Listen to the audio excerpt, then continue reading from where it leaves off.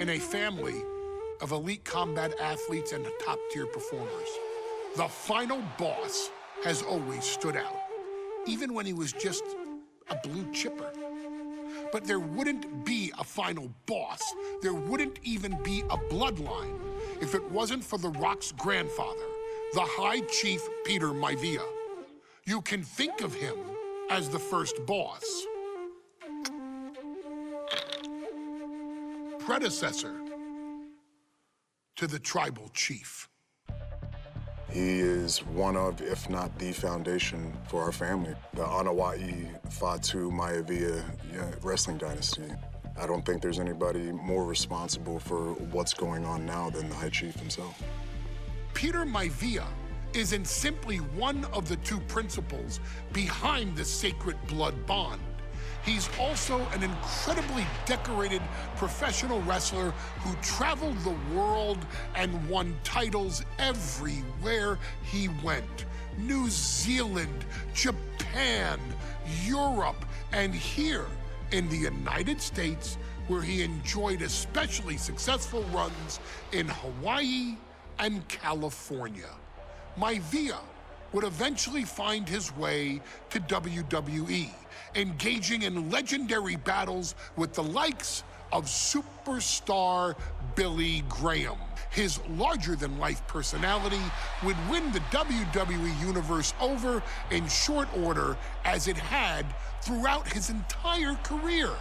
In the ring, High Chief Peter Maivia was a potent blend of brawn and grappling technique, often muscling his opponents down to the mat through a variety of joint locks and then switching to more painful holds once grounded. His sleeper hold and stump puller were both feared and renowned, and make no mistake about it, Maivia knew there was always more than one path to the ultimate victory. Out of the ring, High Chief Peter Maivia also ran one of the most successful wrestling promotions on the planet, Polynesian Pro Wrestling, based out of Hawaii, showing his mastery of the business in every aspect. His induction into WWE's Hall of Fame class of 2008 was supremely deserved, forever enshrining Peter Maivia as the legend he always was. And now, we present to you the opportunity to walk in the boots of the legendary High Chief Peter Maivia, facing off against one of the most legendary WWE rivals, George the Animal Steele. You will settle this score once and forever, and showcase the overwhelming strength of Peter Maivia, which has ever since remained as a hallmark for every single solitary member of this bloodline. Steele is no easy battle, though. He thrives in the chaos, one of pro wrestling's true madmen. He'll even try to eat part of the ring if he thinks it'll help him break you down. So do your best and honor High Chief Peter Maivia properly with a resounding victory.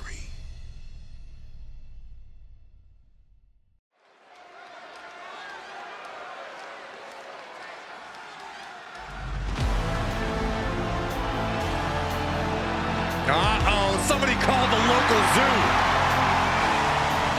The following contest is scheduled for one fall and is a steel cage match.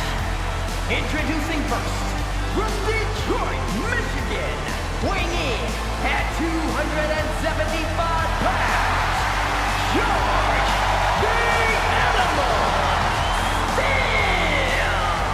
I'm not even sure the cage can contain this man.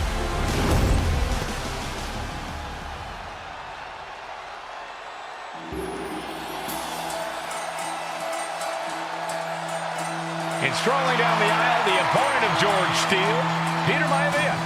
Always a chaotic matchup. His opponent from the Isle of Samoa, weighing in at 275 pounds,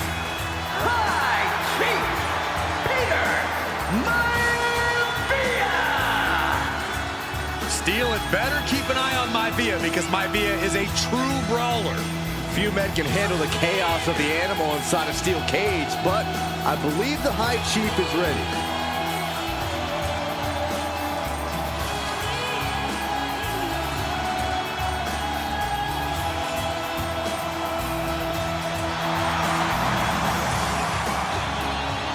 Maivia carrying such pride into the ring. Very stark contrast to Steel. We'll see which prevails tonight.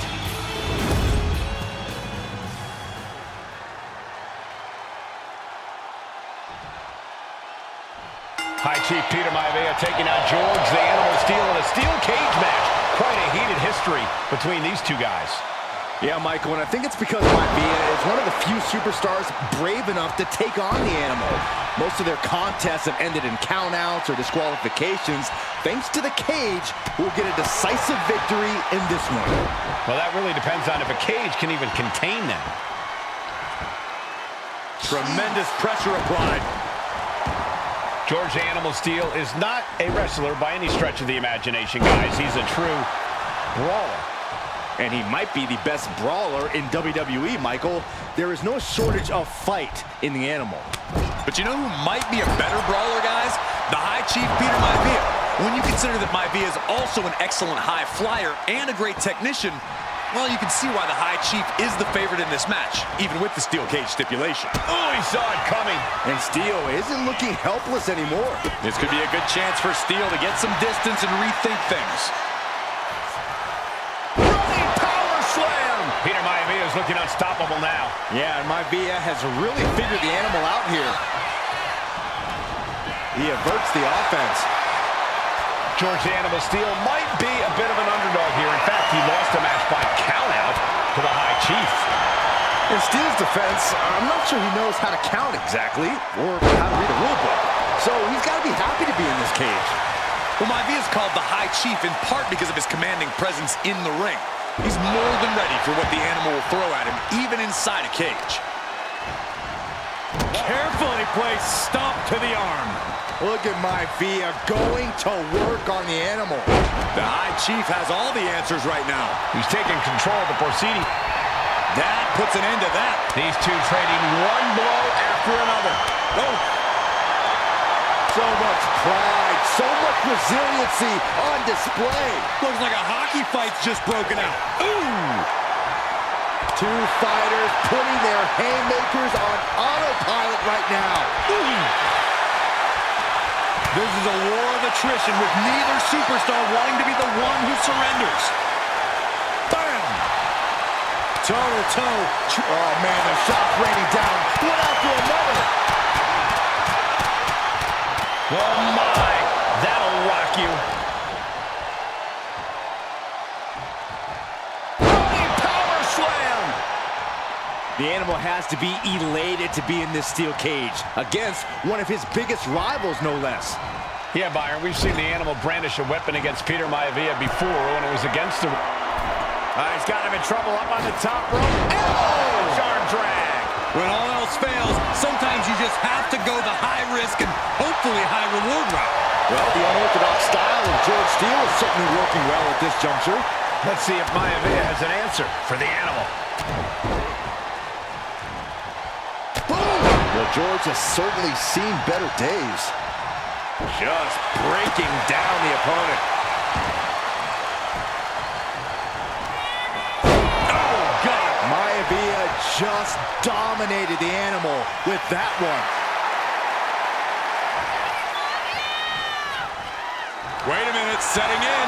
Devastating submission coming. The stump puller. Stretching and bending. And the High Chief defeats the animal. Here is your winner, High Chief Peter Maivia! Anytime these two have faced off, it's been eye for an eye. But the steel cage has finally delivered a decisive victory for the High Chief, Peter Maivia. George Steele is one tough animal, but the way Maivia faced him in the cage tonight just reinforced what everyone already knew, that the High Chief is one tough Samoan.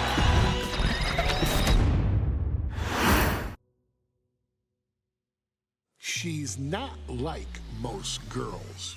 She's also not like most WWE superstars. Nia Jax, the reigning queen of the ring, is a reckoning, a force of nature that blitzes right through her competition. A cousin of The Rock, Nia Jax arrived in NXT almost 10 years ago with astronomical expectations. Undaunted, Nia Jax would dominate early opponents, finding herself competing for the NXT Women's Championship mere months after her debut. It did not take long for those running Raw and SmackDown to take notice. Well, our next pick, Nia Jax. And Nia Jax would join the Raw roster as part of the 2016 draft lottery. And since joining the main roster, absolutely no one has been safe from Nia Jax. She is a two-time women's champion.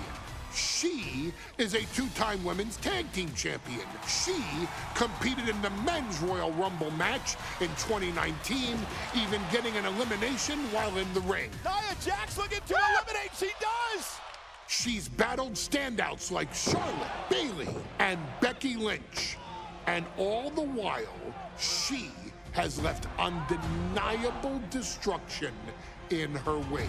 In the ring, she applies many of the same tactics that once benefited Yokozuna, even using her own version of the Banzai Drop, known as the Annihilator. And just like its namesake, if it connects, your night is over. And Nia Jax remains driven for even more success, jumping at any opportunity to prove her dominance. This last year, that included entering into the 2024 Queen of the Ring tournament after earning victories over Naomi, Jade Cargill, and Bianca Belair.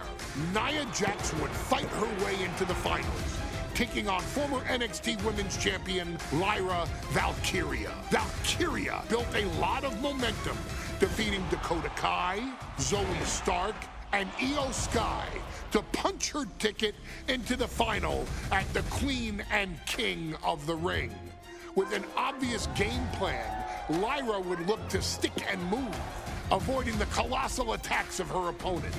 Unfortunately, as often happens when competing against Nia Jax, Lyra made one miscalculation, and that error in judgment provided Nia Jax with the opening she needed to annihilate her competition.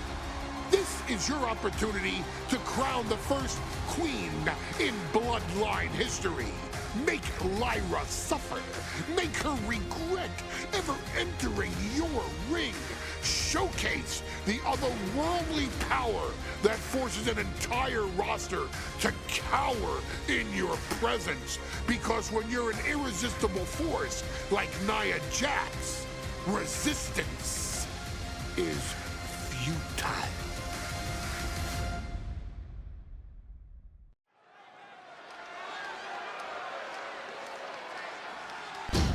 And now a dark horse will face an unforgiving titan in hopes to don the crown. Lyra Valkyria versus Nia Jax in the Queen of the Ring finals.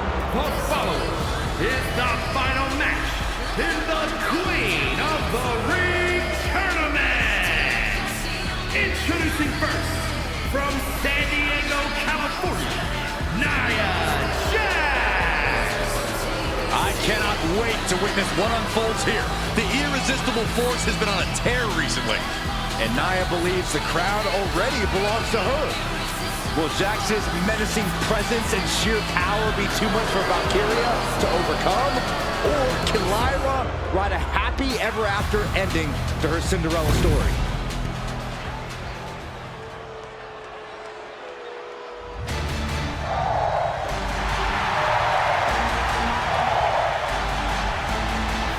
Lyra Valkyria fancies herself a Morrigan, which is an Irish goddess of war.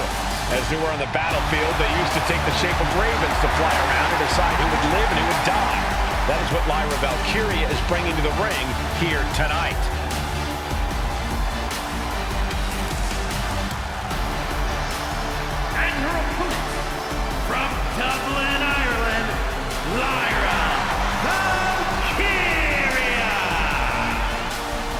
Valkyria may have read a little too much fantasy in her day, and now is reality.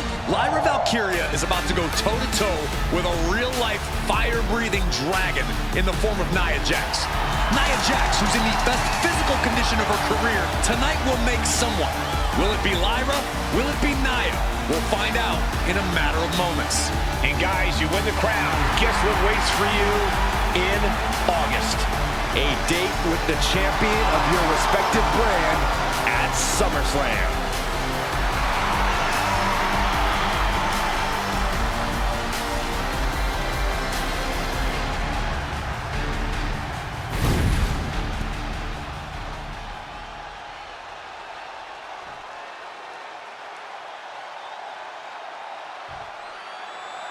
And there will be a coronation. And Nia now misses wildly. Lyra goes up over the top. Nia's got it caught, though. Lyra trying to rely on her technique to bring down the irresistible force, but having no luck at the moment. I'm not sure this is going to work either. Jax just entirely too strong, but whoa! That was interesting. Oh, nice athleticism by Valkyria. Even Jax might be a little impressed. I wouldn't go that far, Saxton. Here comes Nia, just imposing her will on Lyra Valkyria. Again, Lyra showing how resourceful she is, applying the sleeper to Nia Jax. Lyra tried to hold on. And now Nia Jax in control, and she's going to look to put Lyra away. Nobody home! Set outside the ring, and Valkyria's got a chance. Huge window of opportunity. Right now for Lyra Valkyria to strike. Lyra may actually pull this off. Lyra may become queen. Lyra has the advantage. She has Nia reeling. But Lyra can't win Queen of the Ring with Jax on the outside. This match has to end in the ring. Anything can happen in WWE. It used to be a tagline, but it's the truth, and Lyra Valkyria is living it. Over the last 12 months, Lyra has already knocked off the likes of Becky Lynch and Io Sky, but she's never faced anyone the size of Jax. This is a first for her career. Nia Jax, Lyra Valkyria facing off in the finals of the 2024 Queen of the Ring tournament. Who will take home the crown? Oh, what a chancery. Was definitely not thinking about finesse with that one. Was only thinking about dominance. Don't know if the ref is loud enough, but this is getting close. And down. Jax with the irresistible offense. And the irresistible force is really keeping Valkyria grounded here.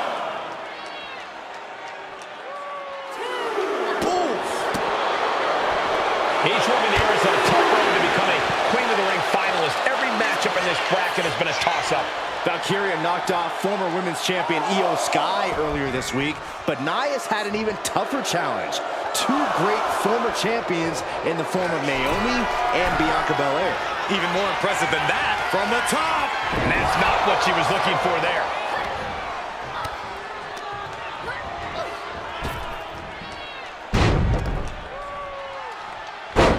This is nasty. Brutality. Treating the cranium like a basketball. You can't get caught in a hailstorm like that if you want to win. Well, if you're Lyra Valkyria, what do you do to pull off a massive upset tonight? Well, Lyra's a technical wizard, Cole. In fact, from a technique perspective, she may actually have Nia Jax outgunned. And beyond relying on her technique, if I'm Lyra, I'm going to try to frustrate Nia. I don't know how possible that is, but if you frustrate Nia, she may make a crucial mistake. Put into the corner. What could be next? Ooh. Confidence is always a key for Nia Jax. She comes into every match thinking she hasn't won. But when you from the top, and no one there. Big forearm. Went for the springboard and miss. Big time powerbomb. And Lyra only finds herself on the defensive. Yeah, Nia is just buzzing right through Lyra here.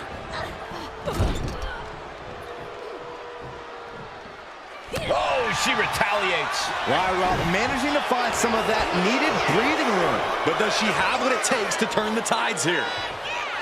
And a front slam.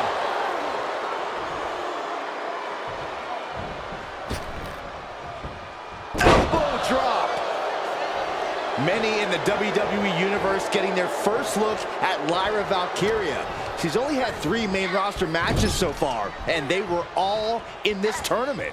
Big wins over Dakota Kai, Zoe Stark, and Io Sky over the last 3 weeks. That's an extremely impressive start for Lyra. Wow, undefeated for 3 weeks? When Nia Jax joined the main roster, she didn't lose a match for over 7 months, and Jax has stayed that dominant for years. Oh, Buster! So area, this could become a strategy.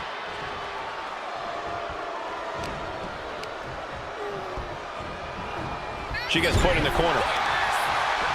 Proof these superstars have done their homework.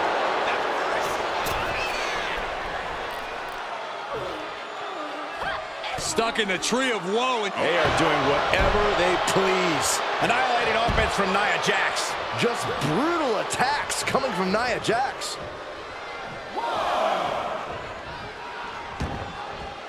She's heading outside the ring now.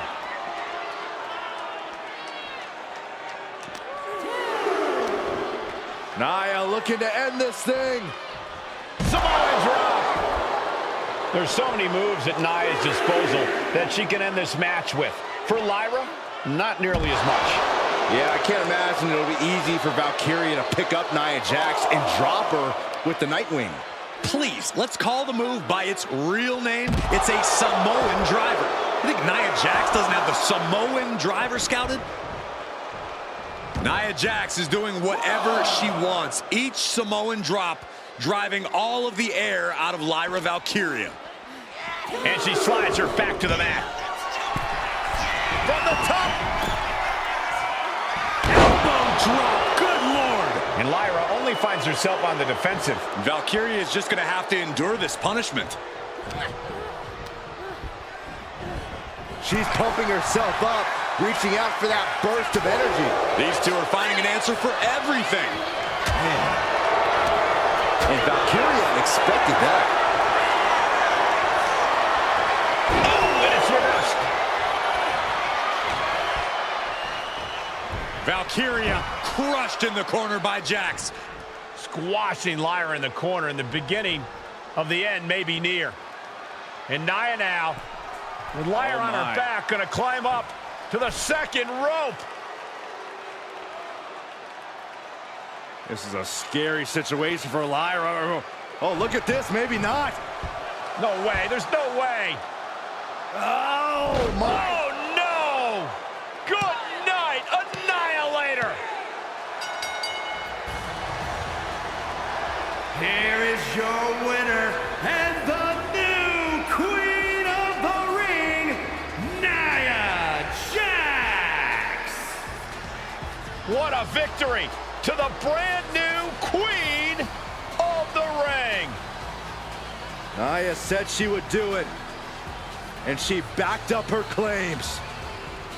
And now the Chief Content Officer of WWE and Triple H going to come in to congratulate Nia Jax and officially crown her the Queen of the Ring.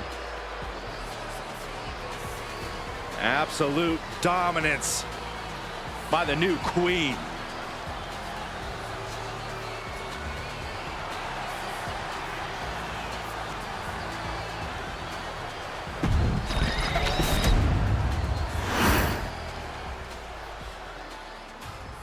I'm sure you will agree with your wise man.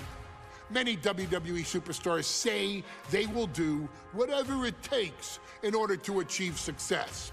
Quite often, it's a bunch of BS. But if you're lucky, you may run into someone who is willing to look out for the group. Someone willing to make sacrifices. And for this family, there was no one better than Rikishi. After the Head Shrinkers run in WWE came to an end, Rikishi, then known as Fatu, would go on a journey of self-discovery. This journey would lead to him taking on the name Rikishi, a subtle nod to his cousin Yokozuna, as well as an opportunity to start fresh with a global audience. Well, my dad, when he became the Rikishi character, when you think about Samoan wrestlers, right, or mean, or aggressive, he made it like his own flavor, right? You know, he had the blonde hair, still carried the aggressiveness, but I think he just wanted to add like a little flavor to it. It became even more popular to our culture. Rikishi blitzed WWE from the jump, devastating opponents with new tricks and winning people over with his fat-ass dance moves. That Rikishi is fat, all right. P-H-A-T. And with this wave of newfound momentum came even more success, with Rikishi capturing the WWE Intercontinental Championship and displaying incredible athleticism in iconic moments like when he dove off the top of the steel cage. The year 2000 belonged to Rikishi.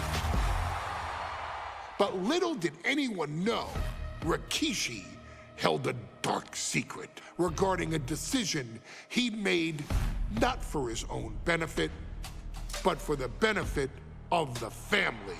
It was at the 1999 Survivor Series that Stone Cold Steve Austin was hit by a car in the arena parking lot, forcing him from the main event later that night for the WWE Championship. For nearly a year, all of WWE was consumed with figuring out who was driving that damn car and why Austin was targeted in the first place.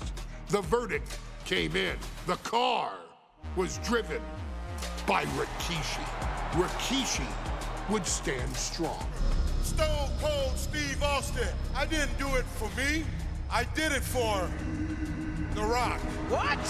Rikishi would lay out a years-long gripe that WWE preferred Steve Austin to The Rock, and so Rikishi had made sure that The Rock's only competition had been removed from the picture.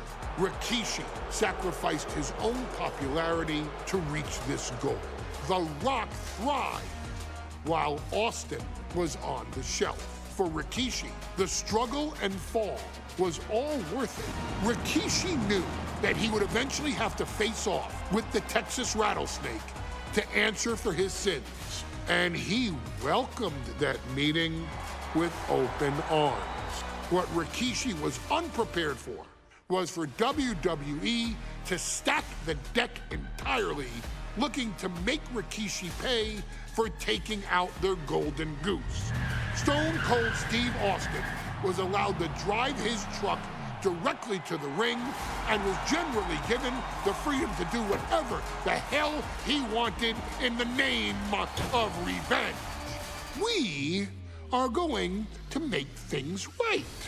This time, when Rikishi and Stone Cold Steve Austin lock horns, there will be no stacking of the deck. Someone willing to give of himself so that his family, this family, can succeed, deserves better. So get in there and showcase the never say die spirit that has led this family to victory time and time and time and time and time and time again. Use whatever weapon you can get your hands on and prove to Stone Cold Steve Austin that you will do anything for the people.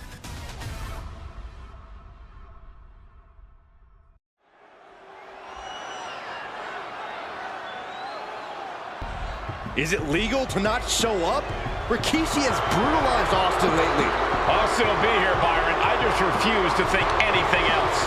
The following contest is scheduled for one fall and is a no-holds-barred match. Introducing first, from the Isle of Samoa, weighing in at 424 pounds, Rikishi! We have learned more about Rikishi in the last couple of weeks than we knew about him his entire career here in WWE. He said he ran over Austin not for himself, but for The Rock. Right, and now he's coming out here, and I guess if Austin doesn't show up, the general manager is going to have to come out here and declare this is a forfeit, and Rikishi's going to win it. This man makes me sick.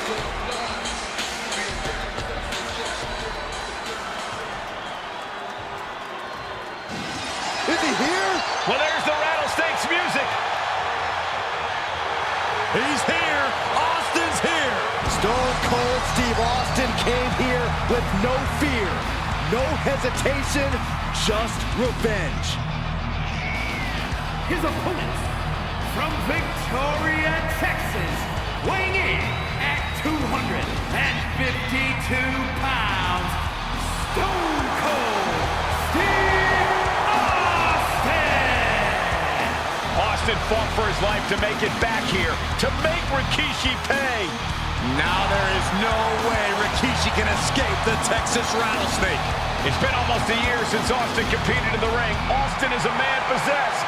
Rikishi feels good about running over Austin and City. Do it again. That man is sick. Oh, Rikishi made two mistakes. One, trying to end Austin's life. And two, not being man enough to finish the job. Austin's going to absolutely tee off on Rikishi. This one is going to get ugly in a hurry.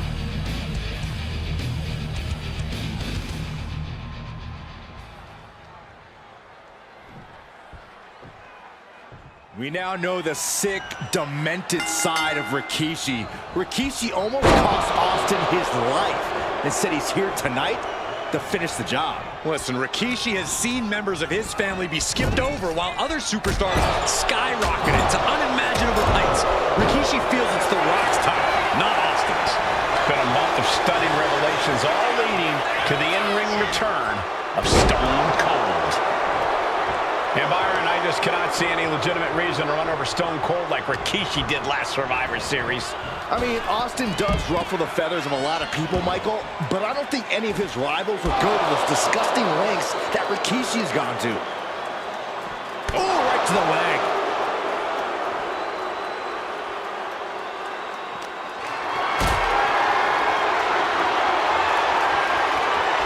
This is a situation you want to avoid. Don't do this. Don't do it! Powerbomb across the barricade. Rikishi feeling like he has a job to finish tonight. A career in Stone Cold's to bring to an end. Clearly hoping something nefarious is beneath the ring. Bringing the hockey stick into the mix? Oh, you just know he wants to cross-check his opponent all across the arena. And looking at my monitor, it just makes me sick to my stomach watching Rikishi. This is a man who has no remorse and feels justified for running Austin down like a dog. Look, to be devil's advocate, you've got to look at Rikishi's perspective. He's proud of his Samoan lineage and saw an opportunity to give his people a leg up in the shark tank that is WWE. Are you serious, Corey? Rikishi... These two are clearly fired up, going blow for blow. Slugging away with everything they've got. It looks like we've got ourselves a brawl here. Giving up now is not an option. They have to finish this. What impressive determination from both competitors. Keeping at each other no matter what. You can feel the contact, and so does the WWE Universe. WWE Universe appreciating these athletes. Fist after fist. Neither one relenting here. Oh, that shot will give you the upper hand. Running FTO plants him. Nicely done. And though The Rock wants nothing to do with this altercation, we have to mention the sadness Rikishi has brought to him. Rock might be innocent in this whole ordeal, but I feel that somewhere inside his soul, The Rock is happy with what Rikishi's done. The Rock is proud to have Rikishi and his family. No, Corey, what kind of lies are you trying to spread? We've heard Rock say Rikishi deserves what Austin is going to bring him. There's no family pride in that statement. I'm just saying that blood is thicker than water, and it's been an easier ride for Rock without Austin in the picture. And that's thanks to Rikishi. Sounds more like Rikishi is trying to take credit for all The Rock's success. This conflict is beyond disturbing. Corey, let's go into Rikishi's mind when it comes to defeating Stone Cold. Rikishi has to be prepared to endure an emotional storm like he's never felt before. The big man must recover from that and use his weight to immobilize the Rattlesnake, because we know Austin will not stay down. We've talked so much about motives leading into this match. In my view, Rikishi's are delusional. His family have been given equal opportunities, and they all took full advantage of them. Yeah, my blood boils at the propaganda Rikishi's been selling. But I'll tell you about the most legitimate motive in this story, and that is payback for Stone Cold. Austin nearly had his life taken from him, and there was no greater reason to stomp the tar out of somebody than that. Austin gets stymied. Oh my goodness. Oh, what a smash. That was just insulting.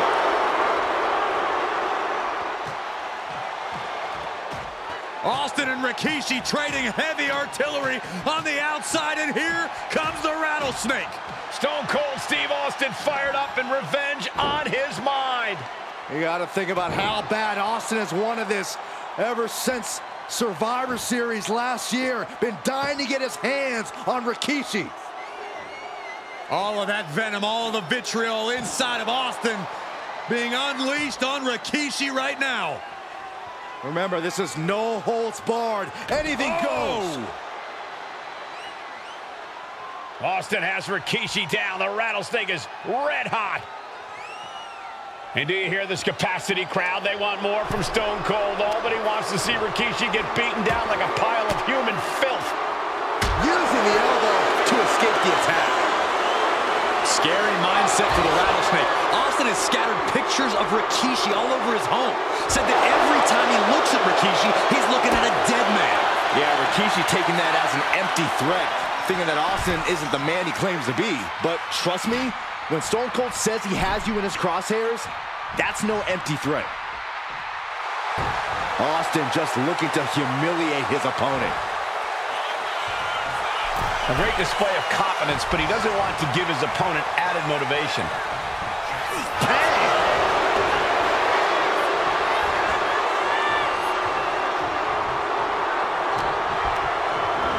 Oh, and he gets discarded out of the ring. Exiting the ring, taking the action outside. Oh, quick way to respond with the reversal. There's been a lot of vitriol coming from fans towards Rikishi these past few weeks, and this audience crowd is continuing that pattern of disdain. You think Rikishi cares about the fans, though? No, not at all. He truly believes he's done something for his family, for his people. His family's respect is the only respect he's desperate for.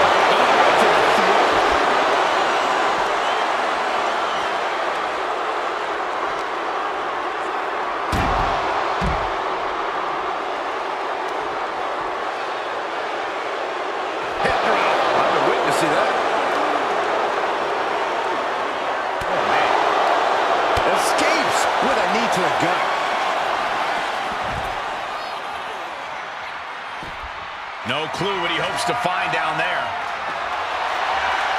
He's got one thing on his mind with that chair, and it has nothing to do with lounging. And Rikishi evades that. And we know how despicable Rikishi has been, but to throw vinegar on the rattlesnake's nest, Rikishi goes and destroys Austin's truck with a sledgehammer. Well, hell hath no fury like a man who has his car tampered with. It's just extra motivation for every fist Austin lands in this fight.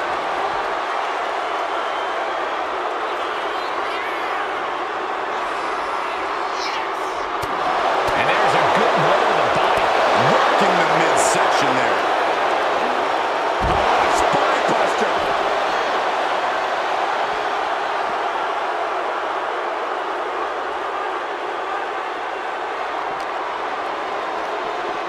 Set straight into the barricade.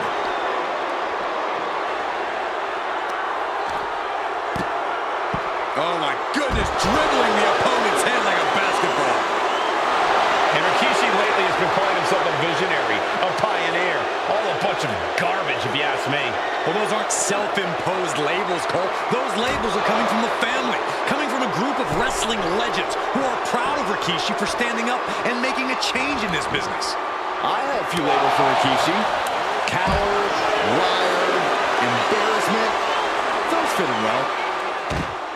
And Rikishi slows Austin down with a thunderous right.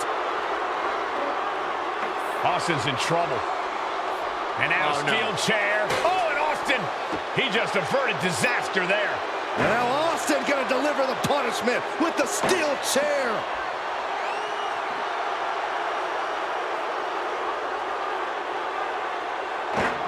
A relentless Texas rattlesnake beating the brakes breaks off of Rikishi with a steel chair. And again, thunderous blows by Austin. Down goes Rikishi. Austin beating the hell out of him. I know Austin has good reason to be doing all this, but he could be taking it too far at this point. I don't think the rattlesnake... Rikishi hoisting up his opponent. Rikishi driver. Rikishi got all of it.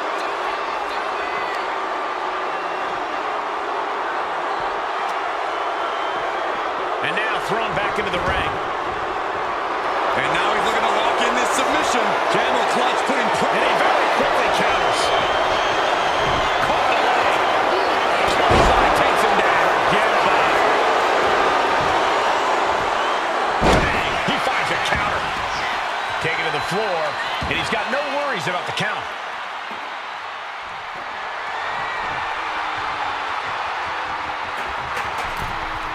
Taking this fight back into the ring. Uh-oh. Rikishi driver. And Austin is out. Here it is. Now the pin. Rikishi summoned the fangs, the rattlesnake. Damn it.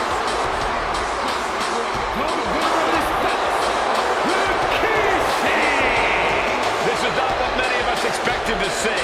We wanted to see retribution, but Rikishi was too much of a monster for Stone Cold tonight. The vitriol that consumed Rikishi powered him to finish the job and leave a battered Austin in his rear-view mirror.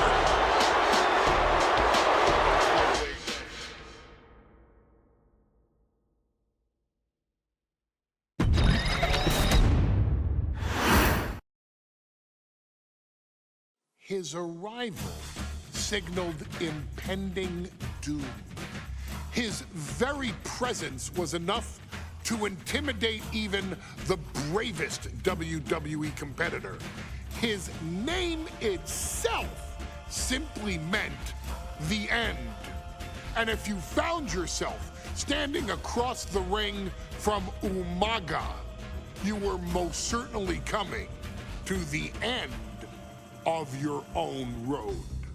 The younger brother of Rikishi, Umaga, was every bit the Samoan bulldozer that his nickname would suggest, mauling opponents with ease, relishing the chaos that he created. A menace to the entire roster, an unrepentant badass, Umaga tortured his prey with high-impact collisions before ultimately sealing their fate with his vaunted Samoan spike, a vicious move used today by Solo Sikoa. Inside the ring, man, he was just a complete monster. Anybody that stood in front of him, he was gonna wreck him no matter what he had to do. He was just a crazy, wild Samoan. Outside of the ring, man, just a loving guy to be around. A fun uncle, always joking, always barbecuing at his house. I always looked up to him. He was just so cool. Perhaps an unheralded aspect of Umaga's game was his mastery of mental warfare. Umaga loved to present a wild, out-of-control savage, one who needed manager Armando Alejandro Estrada to handle all the details while he destroyed opponents. Umaga was the perfect definition of the word aura. A two-time intercontinental heavyweight champion, Umaga established himself as one of the purest forms of dominance to ever set foot in a WWE ring. His intense clashes with Batista, the Heartbreak Kid Shawn Michaels, and Triple H, along with WWE Championship battles against John Cena, still live on in the memories of those who were fortunate enough to watch Umaga perform. And Umaga will live in immortality through every member of this family, whether it's with a huge Samoan drop, a running bulldozer into the corner, a Samoan spike, or even a war cry in the middle of battle. Umaga is forever. I wish he was here. I know he's watching from above. So you, our beloved Uce in training, are asked one simple thing here in the WWE 2K25 showcase: to defeat John Cena. You've done that in this mode before, right? Simple. It was at New Year's Revolution in 2007 that Umaga and John Cena first collided for the WWE title. Umaga appeared to be too much for Cena in the minds of many pundits. Undefeated in WWE some 9 months after his debut, and things were going very well for Umaga. Until they weren't. Umaga would see his undefeated streak end by, of all things, a damn roll-up after rushing directly into the outstretched shoes of John Cena. 1 second of luck allowed John Cena to escape the inevitable, and now it's on you to fix it. Head into that ring, showcase Umaga's cruel brutality, and get Umaga the WWE Heavyweight Championship victory that he should have gotten in the first place. I assure you, my dear friend, Armando Alejandro Estrada will make sure nothing else goes wrong if you take care of business inside the ring.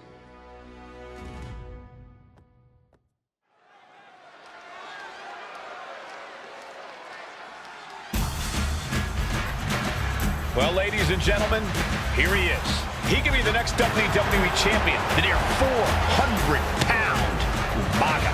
A man that since debuting right after WrestleMania 9 months ago has remained undefeated. And Umaga has been in the ring, Byron, with the best of WWE. This man looks, moves, and sounds like a movie monster. Except Umaga is for real. He is a Samoan bulldozer, an 18-wheel version with a mean streak. Big, athletic, strong, and probably going to outweigh John Cena by well over 100 pounds. Since 1963, the WWE title has only changed hands twice here in Kansas City. That's twice in the last 47 years. But Umaga is a scary human being. He can easily change that trend right here tonight.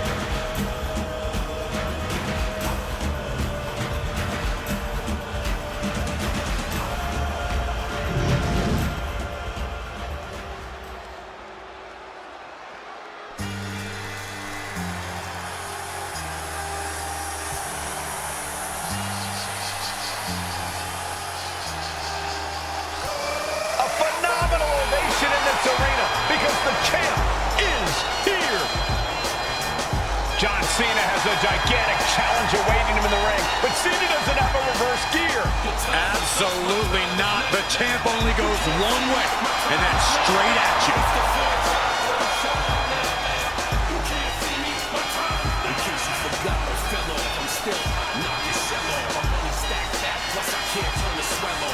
John Cena, a 3-time WWE champion, the handler of Umaga, Armando Estrada, trying to control this undefeated challenger. Once the bell rings, these two are going to go at each other full force.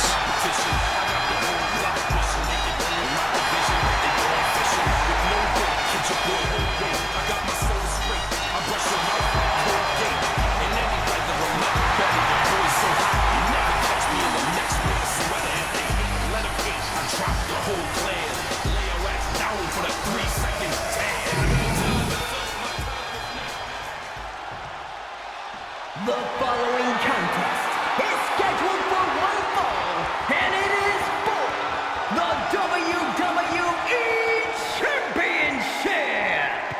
Introducing first, the challenger from the Isle of Samoa, weighing in at 353 pounds, Umaga!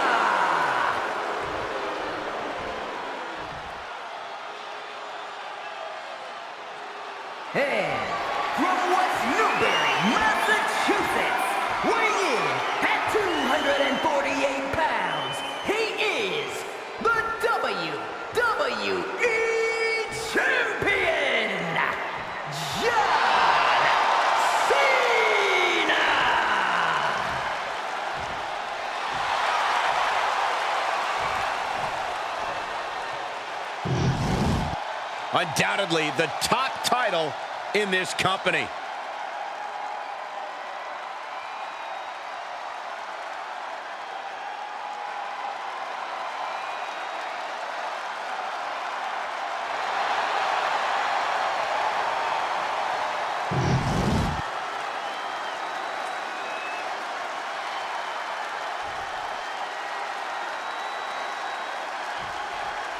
Here we go with the WWE Championship on the line. John Cena versus the Samoan Bulldozer Umaga. Big fight feel here in this building. The champion doing everything to retain here. Getting the shoulder up before two. He is certainly sending a message, getting his shoulder. Bear hug. Bear hug. Well-placed elbow. We'll get you out of it. That might be enough. Yes, it is. WWE Championship at stake. The undefeated challenger Umaga has run out of targets to beat up on and now finds John Cena in his way. Oh, nothing fancy there.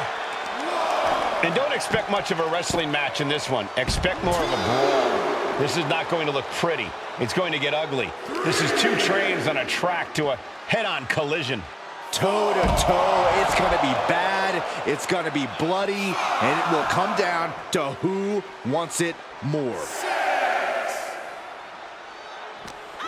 He's really pushing the limit here, getting close to a countout. And you just see Cena's legs bend awkwardly off the steel steps. Umaga really pinpointed a target with that attack.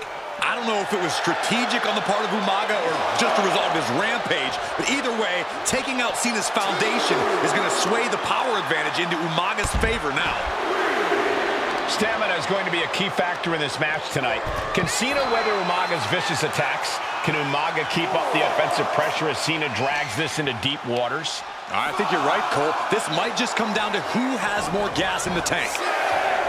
Cena tonight attempting to do something no one else has been able to do. Be it going head-to-head, putting each other to the test. Counter from Umaga. Two titans trading strikes and refusing to back down. Just teeing off with that fight forever vibe. Exhaustion setting in, and neither one of them is letting up. Oh! They are emptying their tanks, going back and forth like this. Oh, man. Both absolutely drained, but both... Oh, looks like we got ourselves a hockey fight.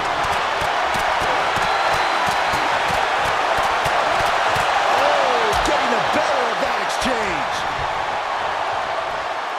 Pile driver on its way. Oh, Man. Spiked him. Umaga is truly a specimen to marvel at, Corey, and his handler, Armando Alejandro Estrada, knows he has a thoroughbred on his hands. There's a difference between thoroughbreds and Umaga, though, Cole. Thoroughbreds can be tamed. Umaga cannot. Estrada can only serve as a mouthpiece for Umaga. He can only help direct Umaga's blind brutality.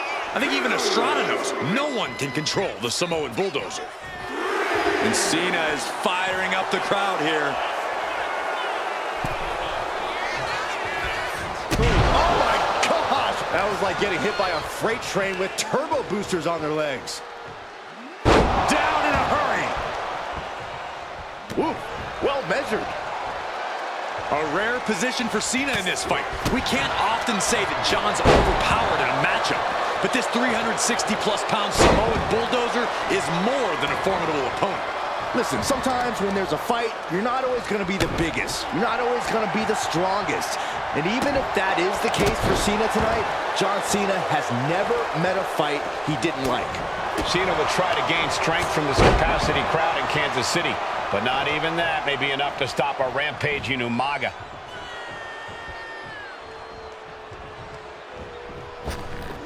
That unraveled on Umaga. Cena doing what he can to halter the beatdown. Yeah, showing he's got some fight left in him. What a counter! And Umaga, of course, coming from a very rich heritage. Some of the greatest athletes in any sport come from the Samoan heritage. Umaga's aggressiveness can be traced back to his bloodline. When you're fighting a Samoan, you are battling a tough, scary human being. A completely relentless attack from Umaga. Umaga is simply overpowering John Cena right now.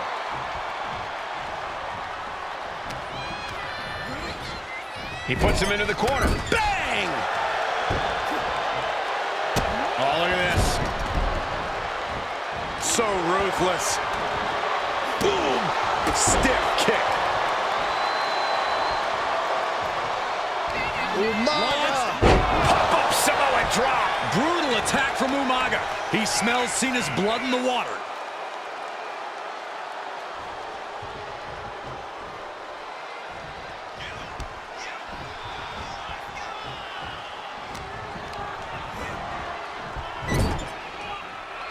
And Cena flattened in the corner. Umaga's just overpowering him. Look at the strength. Into the corner, just setting Cena up. You have to start to ask yourself, is the end of John Cena near? I think so. Look out! A headbutt. No one has been able to stop Umaga. No one. You are seeing why Umaga is undefeated. Why no one has been able to stop the Samoan bulldozer. Here comes Umaga, and Cena catches him with a boot. John Cena from behind, rolls him up, shoulders down, and a kick out by Umaga. And Cena immediately back into the clutches of Umaga. I'm not sure what else Cena can do here. I'm not sure John Cena knows how to stop Umaga. And Corey, you know there's no force equal to being on the receiving end of a headbutt from Umaga.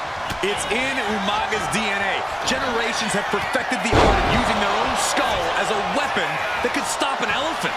This seems to happen to everyone who dares get in the way of the Samoan bulldozer. Pile driver on its way. Sit out, pile driver. Sometimes I look at Umaga and it just scares me. I think he forgets that he's even in a championship match. Estrada is very aware of it, but Umaga sometimes looks oblivious to what's going on, other than the fact this'll do it. Umaga. Oh, Samoan spike. It just got as bad as it could for the champ. Makes a cover. No way. No way. What a display of stamina. The champ showing they are truly worthy of this title. But things might only get harder from here. And I think we all know this is... Uh-oh. He connects with a counter. Crucial turnaround there because Cena was falling behind. Cena's never give up attitude, shining through once again. Dropping the elbow. Oh, ouch. Oh, wicked kick to the lower back. And the champion still chipping away at the challenger. Cena knows it will take much more to... Here it comes! Samoan spike! The challenger clearing a path to the title. New champion! An undefeated champion!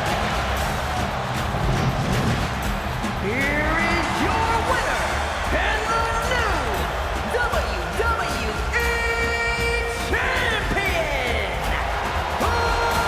Umaga! This proves it. Truly no one can withstand Umaga. The Samoan bulldozer has wrecked his way straight to the WWE Championship. Cena...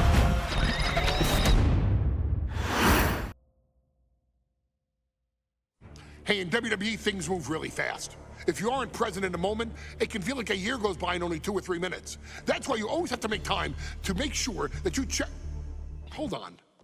Did I just hear myself say 3 minutes? Stop.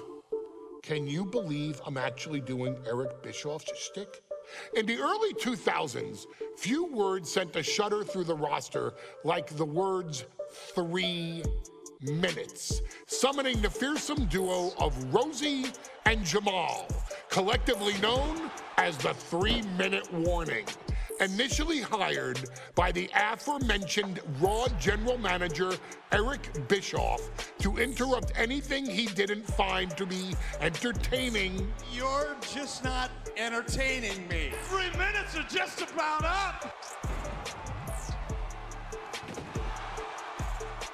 The two instantly made their mark in WWE with their complete and total decimation of anyone that was targeted.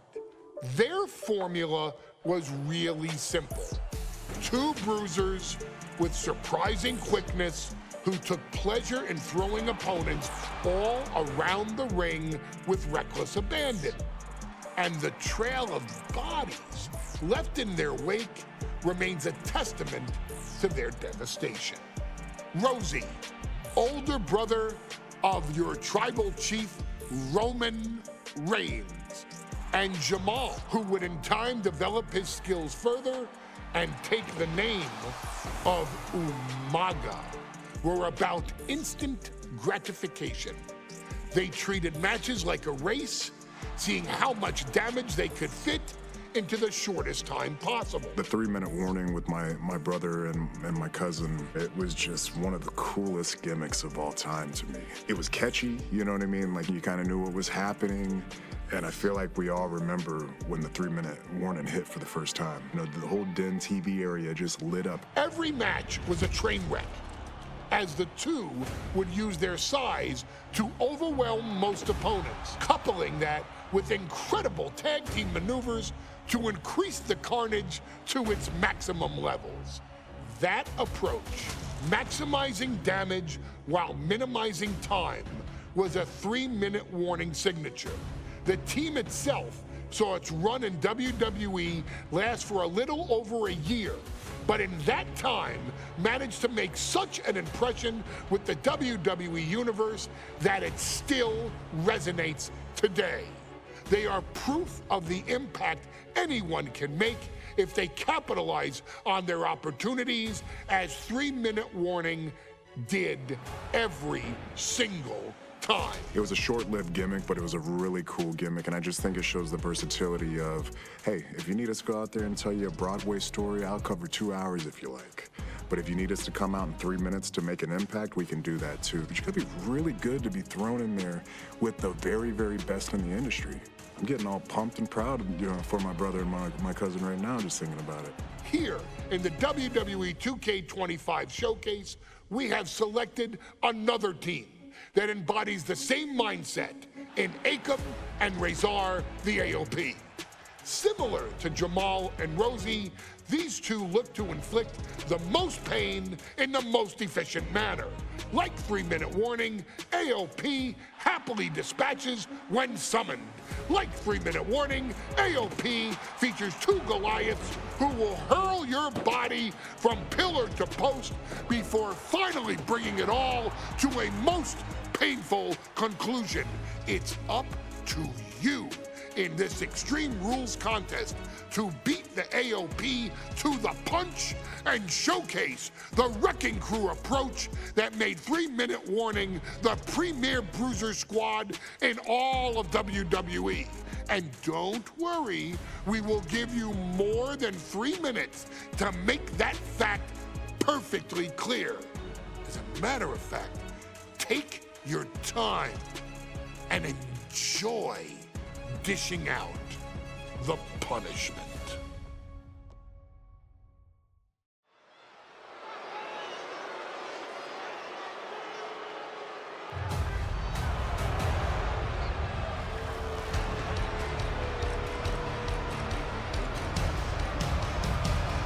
AOP is here, ready to wreak havoc.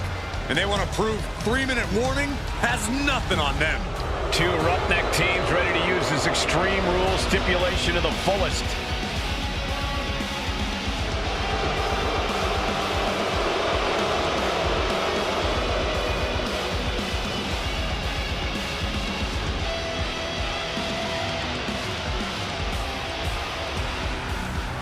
The following contest is a tag team Extreme Rules match, and accompanied by Paul Ellering, and a combined weight of 620 pounds.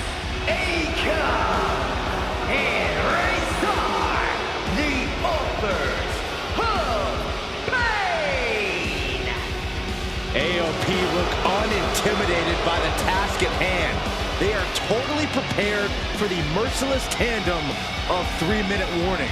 You know, there's actually a lot in common between these two teams in terms of tactics and physicality.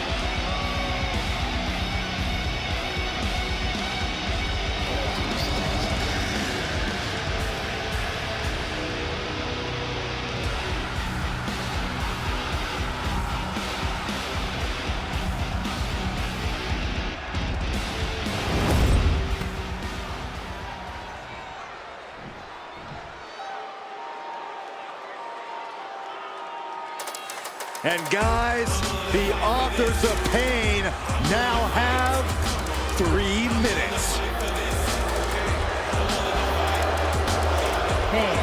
And a combined weight of 770 pounds, Rosie and Jamal. 3-minute warning. Authors of Pain versus 3-minute warning is a recipe for brutality and ruthless carnage. And that's an irregular match, Cole. This is Extreme Rules. These two hit squads are going to tear each other apart. 3-minute warning made a career out of demolishing anyone who got in their way. Why would AOP be any different? Because that's exactly what AOP does too. They play the same game as 3-minute warning. Here we go with AOP and 3-minute warning going head-to-head. This is an Extreme Rules match, and it's a good thing it is, because neither one of these teams likes to play by the rules or limit their aggressive tendencies.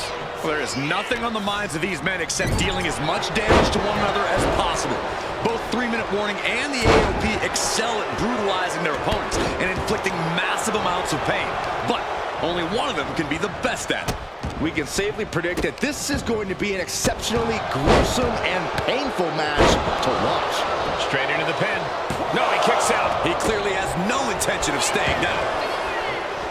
Watch for the hardcore style of 3-minute warning. Both of these men are from the hood, so to speak.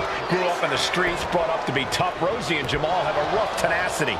A duo that couldn't care less about headlocks. They're just all about beating the hell out of you. 3-minute warning's thug-like tactics need to be respected. Rosie and Jamal only care about one thing, and that's the winner's purse. Boom! Ripped in the hard way. I've seen Saxton thrown out of a few local bars like that before. Oh, please don't remind me, Corey. Melinda's aggression, just pure brutality. Come on, easy. And there is no other term for that than just cheap. A cheap shot. Rosie and Jamal tell the victims that they will feel the 3-minute warning. What does that mean, Corey? Well, it means a lot of superstars will get run over by the pain train, and it's only going to feel like the longest 3 minutes of their lives. When you're as big and strong as Rosie and Jamal, that's how quickly it can be right in the face. My God. Oh, stomping away. He's climbing the turnbuckles to the... From the top.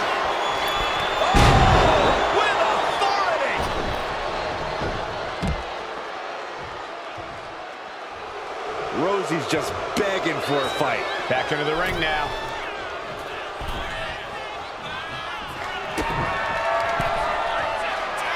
Pump handle locked in. He is getting rid of the turnbuckle pad. Don't say that too loud, Saxton. You might get caught. Big forearm. Man, Rosie and Jamal, Akam and Razor representing the biggest, most imposing teams WWE has ever seen. Both teams don't care what the motive is, don't care who the target is. Their goal always remains the same, and that is complete destruction of the opposition. We call them equal opportunity ass kickers. The first few rows should take a couple steps back because no one is safe when you're in the vicinity of these teams.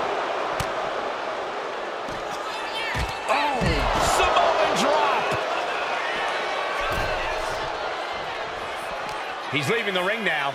No countouts to worry about. Oh, what a boot to the face! 3-minute warning might just be done messing around.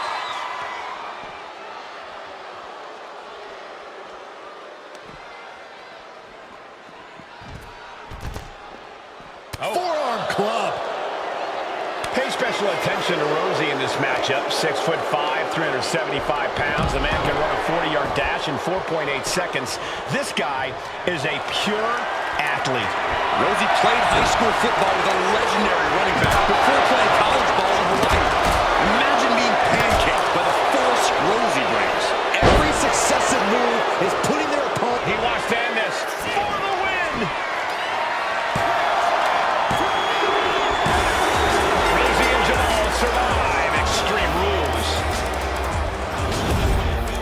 Here are your winners, Rosie and Jamal.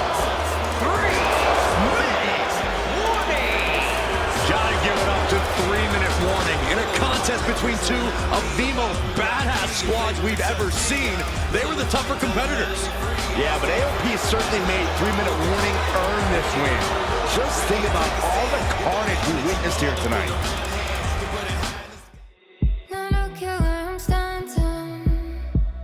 Take my head apart. It's